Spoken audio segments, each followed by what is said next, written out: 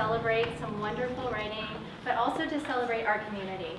So I feel incredibly lucky to be a part of the St. Edward's Literature, Writing, and Rhetoric Department at St. Edward's. I already said St. Edward's. And one of the best things about that is that I get to work with a lot of writers who are in the trenches as they're teaching. So they're not just sort of talking about what writing should be, but they're also figuring it out themselves. And every year at this time, we kind of get to hear what people have been working on for a year, so it's a huge treat. And I'm also really grateful that Malvern has opened its doors to us for the second year in a row. I feel like this bookstore is such a heart of our community as readers, writers, and listeners. And so definitely when the reading is done, disperse, look at all the beautiful titles. If you're not a poet, you may not be aware that April is National Poetry Month. Yay! You know we're rare because we get our own month. That's a sign. But I've been told that all of the poetry is 20% off, so support the bookstore that's supporting us. I'm sure your professors would be happy to recommend lovely things we should be reading. So we're going to read alphabetically. Our readers tonight are Alan Altimont, Tim Braun, Amy Clements, Beth Aikman, Mary Helen Specht, me, Sasha West, and Mike Yang. And we'll introduce each other just to keep from me popping up and down and to just let you focus on the work. So I have the pleasure of introducing Alan Altimont. He's been translating the largely neglected Latin poetry of Marbod of Rennes, the only early medieval European to write poems about himself, his sexuality, aesthetic experience, and the writing of poetry. Altimont is an associate professor of English at St. Edward's University, where he's taught various literature, creative writing, and composition courses for more than 30 years. And I will just add, he's been a student favorite. Welcome, Alan.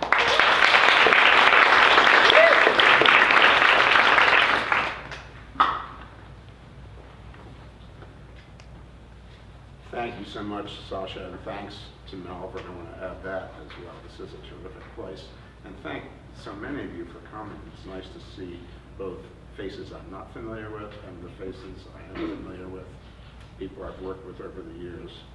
Well, Sasha gave an excellent introduction to my poet, so I'm not going to say much more about him, except for that I'm going to read a little selection of epistolary poems, which means letter poems. And the first one is from a suite of poems it's at an online publication called Ezra. So the other three poems that go with this, if you want to see the rest of them, you can see that too. They are two poems by a student of this man, and we're talking about back in the time of before the First Crusade. And we don't know much about this young man. His name is Gautier. Only 4 poems exist of his. But two letter poems from Marbod are addressed to Gautier. And so this is the second of them. Dearest to my heart, your song is so lovely it hurts. Lovely as a creek that flowing over stones seems to speak line after line, spilling into a pool, swelling but still. Hurts like a man cursed to live by water, but never quenches thirst, or tremble with chills, high-fevered, or starve at sumptuous meals. So I cannot thank you enough, poet of the highest rank. You will sing, I suppose, many more years, charming me and my muse into singing along instead of answering back, head to head, alarming your sonorous swan with the squawk of my raucous goose. This is a teacher writing to a student. There's a little bit of competition, you can tell too. I know for certain 2 things. No voice soars with yours when you take wing. And of all these warblers of words, I am the most grating of birds. Yet you praise me, though showing with your clear style my obscurity, making people aware of me by spreading your songs everywhere. And so you bend people's ears in order to make me friends. Although I kid myself that what you say is actually valid. And while it is clear you love to replace old praise of me with new, the true glory is due, as if to the chief of the gods, to you. You know no jealousy, you who share your honors with me, which, though yours alone, you do not spare to lessen what you own, and which none has yet acknowledged, though some have welched on their debt. But now you are bent on mounting a serious indictment against scribbling, maintaining good writing should be clear and plain, and that in my verse I should permit nothing insipid or worse, because flowery style frustrates readers in all too short a while. I pray your lenience will get me a reduced sentence. Thus Clio, his name for his muse, yields to you and waits to be instructed what to do. She herself will ban whatever figures of speech you pan. As you require her to, my muse shall choose words plain and few. A tune strummed clumsily, but with heart, takes hold of me much more strongly than a refined and intricate song. So I give up my cleverness, sending only such verses as would bring felicity to you by their pure simplicity. I've never written anything like that to a student or ex-student. It's impressive. Or I didn't catch the time. So here's a real short one. Now he wrote to peers as well. There was a little group of poets writing in France at this time. This is a French poet, writing in Latin though. So here's one to his peer named Hildebert.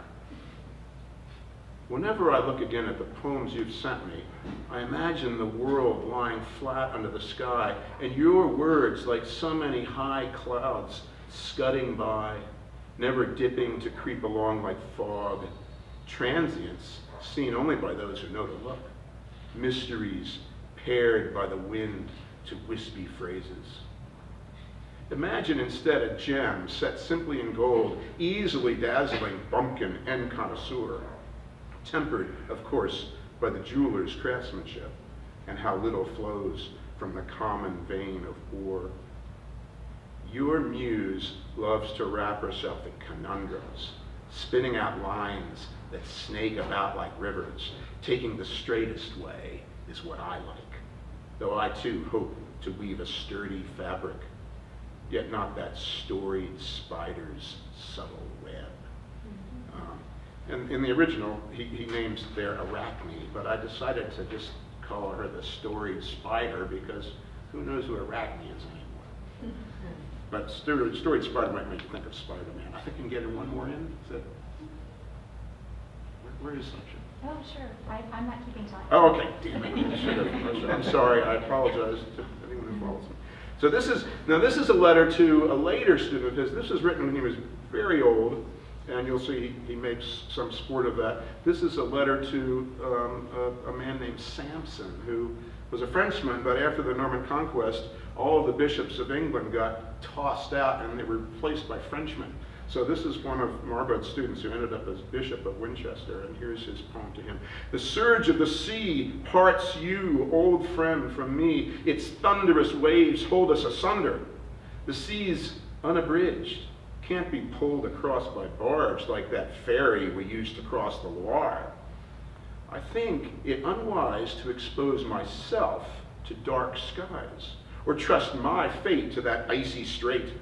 For swimming creatures, the Lord provided deep waters. For walkers, bare ground. For flyers, the air. The stars, exulting, prop up heaven's vault. Fire, air, earth, seas, each births its species. Fish alone call Neptune's kingdom home. We should beware of trespassing there. So, ever cautious, I steer clear of danger and foolish risks for friendship's sake. Yet I long to see your face again, my strong man. His name is Samson. An old embrace one I taught when young. This white hair clasping consecrated hands with his peer, enjoying a new conversation with you, sweet friend, and trust, and recalling our honors past. So I grind away at this poem to remind you an unfeeling father would have no such zeal to please or notions of anything less than devotion. but worn out old age, with a heart gone cold, stand in the way of my crossing the sea. If a stroll down the street could bring me to my goal, my feet alone would carry me home. You, a lusty man who laughs at stiff gusts, steering skillfully around huge billows, used by long hardship to face any challenge, you're strong enough to visit my shores when you wish. It makes sense to sail here to your native soil where your father hailed from. You won't be assailed. Bad puns that are in Latin, they're just as bad as in English. This house, this land, it means in France, this place came first, that second. This place taught you, that place just sought you. Be brave, plow through the channel's towering waves, harrow these realms like an exile and hero. And the highest prize owed you in my eyes is the city which bore you and remains yours, which is where he was bishop. You stand as if bishop here, though you walk that far land. I rule the city, my second self rules. That's why, even if actually you don't want to see me, you can come back whenever you like. Why, I'd trot to Bayeux if you'd sent word you'd go too. A town big enough to put up with 3 bishops. Or if you can't buy that, you decide where. Just know, I may get lost.